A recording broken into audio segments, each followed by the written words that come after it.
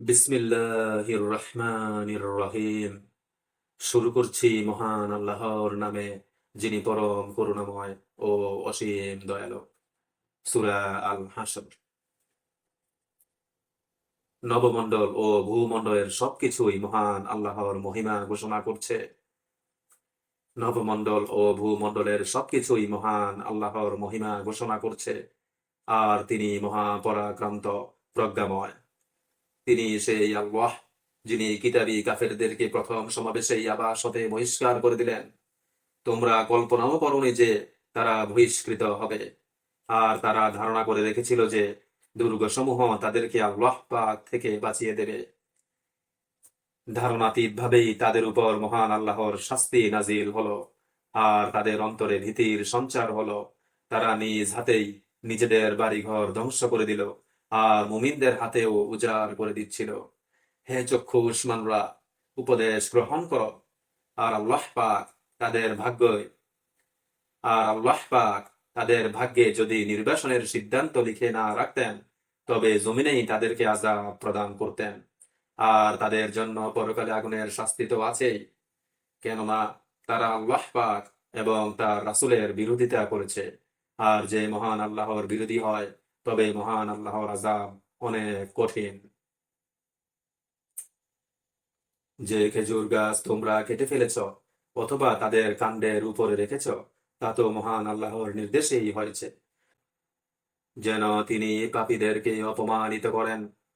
আল্লাহ পাক তাদের নিকট থেকে তার রাসূলকে যে গনিমত দিয়েছেন, তা অর্জন করার জন্য তোমরা না ঘোড়া লাগিয়েছ, না উট লাগিয়েছ। তবে আল্লাহ পাক তার রাসূলকে যার উপর ইচ্ছা বিজয়ী করে দেন। আল্লাহ পাক সর্বশক্তিমান। গ্রামবাসীদের নিকট থেকে আল্লাহ পাক তার রাসূলকে যা দিয়েছেন, তা মহান আল্লাহর, তার রাসূলের, রাসূলের নিকট আত্মীয়দের, এতিমদের, মিসকিনদের ও মুসাফিরদের, যেন তা কেবল তোমাদের মাঝে যারা ধনশালী তাদের কবলিত না হয়। আর রাসূল তোমাদেরকে যা প্রদান করেন, তা সানন্দে কবুল করো, এবং যা থেকে তোমাদেরকে বিরত রাখেন, তা বর্জন করো। আর মহান আল্লাহকে ভয় করো। নিশ্চয়ই আল্লাহ পাক শাস্তি দানে বড়ই কঠিন।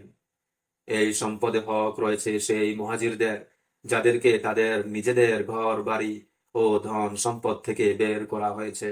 তারা মহান আল্লাহর দয়া ও সন্তুষ্টি অন্বেষণকারী, এবং আল্লাহ পাক ও তার রাসূলকে সাহায্য করে তারাই সত্যবাদী। আর সেই সব লোকদেরও হক রয়েছে, যারা পূর্ব থেকেই মদিনায় অবস্থান করছে এবং ঈমান গ্রহণ করেছে।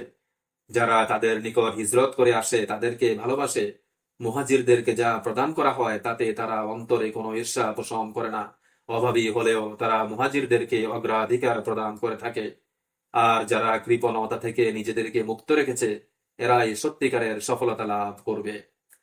আর যারা পরে এসেছে তারা বলে, হে আমাদের মহান প্রতিপালক, আমাদেরকে মাফ করুন,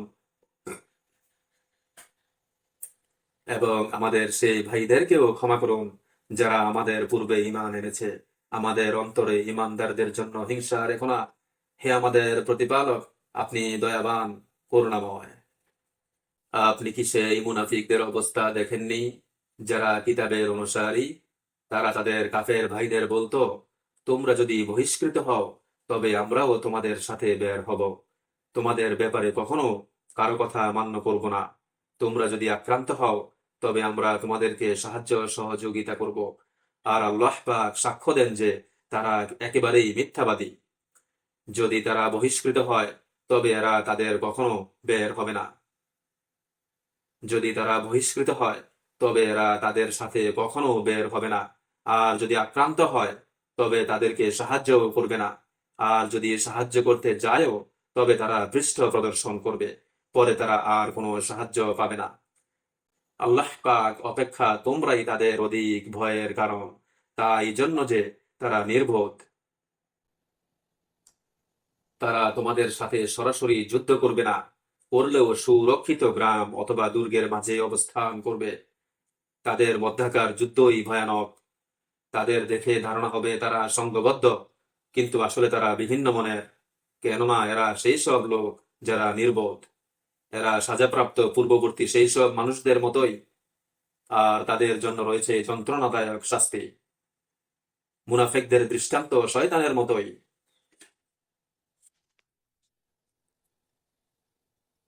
যে মানুষকে বলে কুফরি করো, যদি কুফরি করে তবে বলে আমি তোমাদের থেকে সম্পূর্ণ মুক্ত, আমি বিশ্ব প্রতিপালক মহান আল্লাহকে ভয় করি। অনন্তর উভয়ের পরিণাম চিরকাল অবস্থিতির বসবাসের জায়গা জাহান্নাম, আর এটাই হলো জালিমদের প্রাপ্য। হে মানুষেরা, তোমরা যারা ঈমান এনেছ, তোমরা মহান আল্লাহকে ভয় করো। প্রত্যেকে দেখুক ভবিষ্যতের জন্য সে কি করেছে, আর মহান আল্লাহকে ভয় করো। নিশ্চয়ই আল্লাহ তোমাদের কার্যাবলী সম্পর্কে পূর্ণ অবগত। আর তোমরা তাদের মতো হয় না যারা আল্লাহ পাক থেকে উদাসীন হয়ে গিয়েছে। তিনি তাদেরকে নিজেদের ব্যাপারে উদাসীন করে দিলেন। তারাই পাপাচারী। জাহান্নামের অধিবাসী আর জান্নাতের অধিবাসী পরস্পর সমান নয়। যারা জান্নাতের অধিবাসী তারাই সফলকাম। এই কোরআনকে যদি আমি কোনো পাহাড়ের উপর অবতীর্ণ করতাম, তবে দেখতেন যেটা মহান আল্লাহর ভয়ে বিনীত ও খণ্ড বিখণ্ড হয়ে গিয়েছে।